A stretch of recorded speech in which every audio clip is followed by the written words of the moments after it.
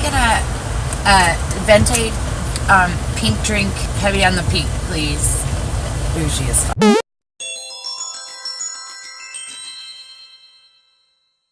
Howdy.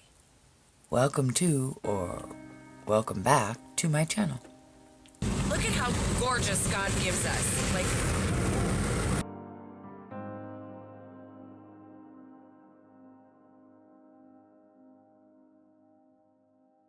so today, I totally am getting ready to celebrate my A, 49th birthday, and B, second year of full sobriety of methamphetamines, crack cocaine, etc., etc. For those of you who don't know, I, shot meth, so, yeah. Anyway, so this video is indeed my update of the last 2 years of recovery, the last year. I'm sorry, my dog is licking like everything. Do you ever just kind of be like, I'm so grossed out and jealous at the same time, like, but, I mean, stop now. Please just stop. Eddie, stop. Stop. Stop. Oh, I hate that sound. Oh, God. It just, oh. They have such interesting sounds dogs make. Anyway, what was I saying? I thought I would do a video, like, kind of a where I've been, what's up now, and what's up on deck for the future kind of update as far as recovery goes. Coming up on my 2-year chip right now. As amazing as that has been, it is so amazing. I mean, it's amazing. I mean, like, it's totally amazing. Like, I should probably be dead, and I'm not. God's given me a much better chance, and my life is a much better thing because I taken the time to actually clean up and get recovery and allow God to fix me and heal me and mold me and change me. But it has been a long road. So this is the last 2 years, the last year kind of focused on, and what's happened, what is happening now, and what I plan my future to be like for the next year. Yeah. Okay, so I always like to just start with the negative and end with the positive because that's just me. So yeah, let's just get into that. What negative things have happened this year? Some, some. Since I'm going to do this whole video about recovery for Jacqueline, I want to talk about the rough parts of it. Let's just talk about that. So 2 years ago in August, I started my first 12-step with Celebrate Recovery. Yeah, I've told that story a couple different times, a couple different ways. I think I'll tell it again in this video at some point because I am wordy and, repetitive. So no 12-step for that, at least not yet. Anyway, you never know. I had started in August. Right after my birthday. In fact, the first group was that Thursday night. My birthday was on a Tuesday. So I went to that group high. what? Because that's how I lived my life, and every moment of my day I was high. So I really just went to keep my job, and to show that I wasn't some complete total loser like everybody was kind of saying. I was about 15 minutes into that first group when I realized that God absolutely showed up and was like capable of changing things. That this group itself and that me coming through those doors was capable. Not that it was going to necessarily, but it was absolutely going to be capable of reformatting my life. Or at least, helping me to let Jesus reformat my life, because that's really what it is. But when you first start, it's like, I'm going to group so you can fix me. Please fix me, people. And one of the small group guidelines is that we're not here to fix one another. That's not our job. We're just here to support one another. So I went in with expectations that were a bit false. And I was starting to go to the groups very regularly, and I was doing the work and the workbooks. The way that Celebrate Recovery works is that, you do these workbooks, right? And this 12-step, right? And it's, you go through, and it's like 2 to 3 weeks per lesson, right? And you go through these lessons, and there's like 8 questions at the end, and you kind of answer them, and you go through, and then you share those answers with everybody else in the group. And so the way that these questions go, they kind of filter you down into a place of just absolute utter and it's rough. Oh my god, it's rough. It's so, oh my god, it's so rough. Not so rough that you just don't want to do it, because if you ever want to feel better, you're gonna have to do this one way or another. Really wasn't putting any, I wasn't praying on it. I wasn't putting any light to it. And what I was doing was ignoring. It takes a lot of time for something like meth to actually finally come all the way out of your body. And so, people will go a good 6 months before all of a sudden there's some sort of physical kind of mental kind of breakdown, because now your body is finally releasing it, and to go along with your mind having to finally release it as well. And mind you, I wasn't going to these groups because I was ordered to by court or anything like that. It was just to keep a job.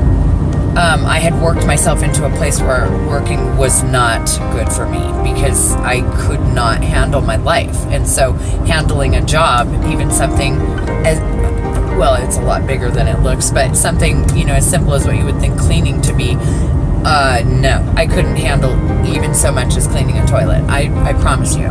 So I had worked myself into a place where I couldn't even keep a job. Come around January, about 6 months after I started these groups and remained sober.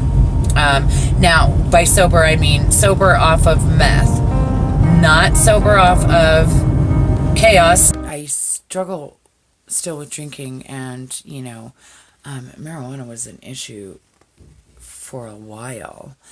Not to mention, let's talk about some other addictions that other people don't maybe find as addictions, but would be severely wrong about that idea. Like my addiction to chaos, my addiction to anger. Ooh, that's a big one. My addiction to my own goo. 12 steps. I don't know. I wonder if is there a class to get you out of going to class because you're addicted to going to class? Like, I don't know. I didn't have any backup support. Like, I didn't have my family going through this with me. I didn't have any friends really going through this with me. In fact, my entire life was just absolutely falling apart. I lost my place to live. I lost, oh God, it was a nightmare. You can't rebuild on any bad and think that it's going to be okay. You got to get rid of all that goo. But at the time, it was just like, well, great. Now I'm trying to get better, and now everything falls apart. Anyway, so 6 months in, I had this just complete massive breakdown at New Year's. So I was totally alone. The boyfriend that I had been carting around with me left, and my friends were all extremely distant and gone, and the ones that were even around couldn't be around me because then I was starting to sound like a 12-step program, and people don't want to be around that when they're drunk. So, that all sucked. Anyway, just long story short, I tried to commit suicide 6 months in. Anyway, so rectifying all of that while I was still in treatment was, a nightmare. The losing of my job, though, a negative. Yes, I have lost my job. Another thing that was really rough is, while I was going through rehab, other people were not. And so as things were changing for me, they were changing the way that I viewed things around me. And that sucked because either what was looking at me hated me, or what I was looking at, I hated. So it was just really an angry and very volatile kind of time. Also, every time I'd be like, what, somebody, came to me today and needed some help, and I felt so great about helping. People kept telling me, people had gone through recovery, and my sponsor, and kept telling me, stop trying to help anybody and just help yourself. Just pay attention to yourself. Just be selfish. And I would, oh my God, I hated that. I freaking hated that. I freaking hated that. I'm like, are you kidding me? Why would God bring me somebody to help then if I'm not supposed to? But to continually prove to me that I was in a place of non-acceptance and still not quite ready. There was a place where I finally was like, I totally give up. Here. Not just here, here's all my what? Fix it, but here's all my accept it and remove it, which is really hard to believe in. And so it took a while to get to that point. It took a suicide attempt to get to that point. What else negatively? Well, I started taking care of my health, which is a positive, and was really getting in tune with my doctors, and everything was going really well. But I also went back to work at my old place of employment, and it immediately took its toll on my body and my issues that I was kind of working towards getting fixed. And at the same time, I made too much money and got kicked off of Medicaid, and so the balance between that was a nightmare.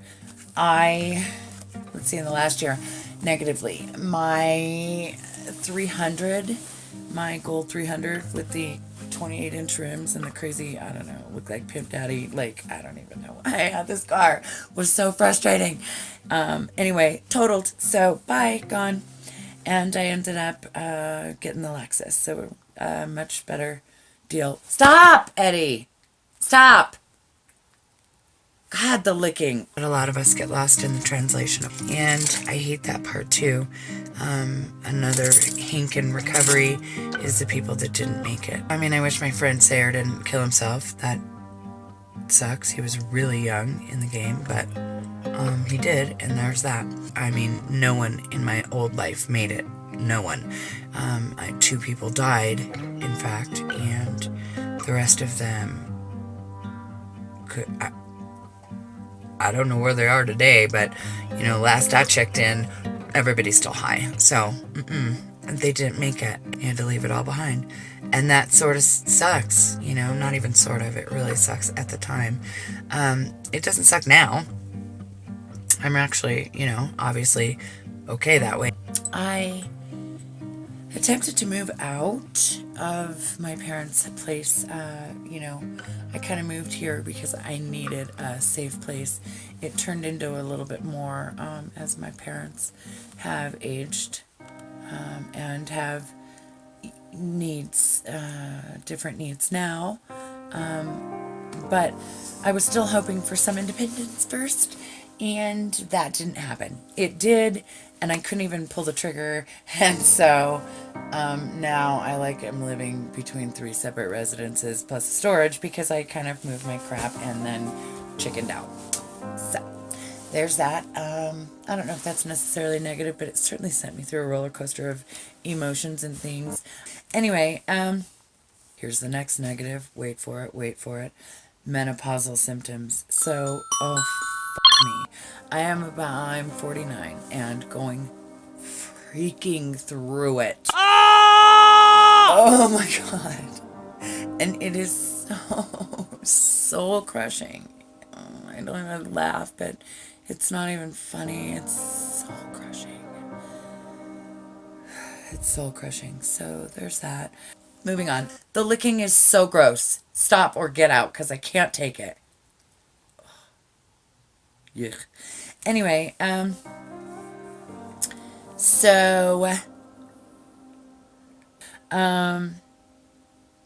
parents' health is deteriorating rapidly. My brother had a stroke, so there is that. I decided to finally come out of my shell and try stepping out and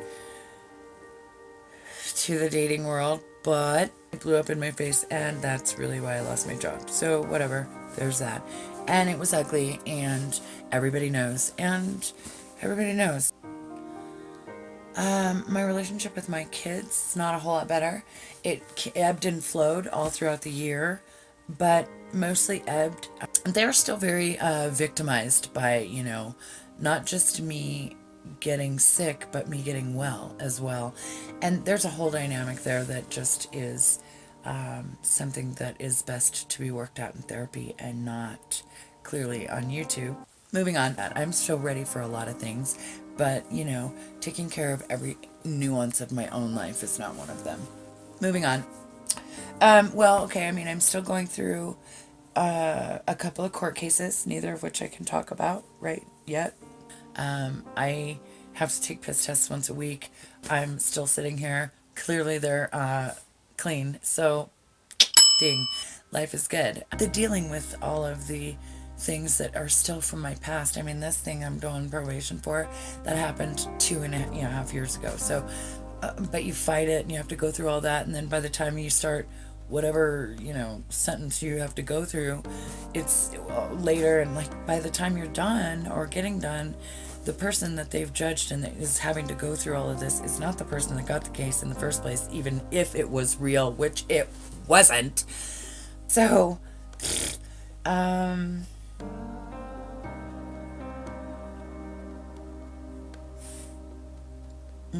So, moving on. Wait for it. Happy birthday! If you aren't already a subscriber, please hit that subscribe button. Give a girl a ding.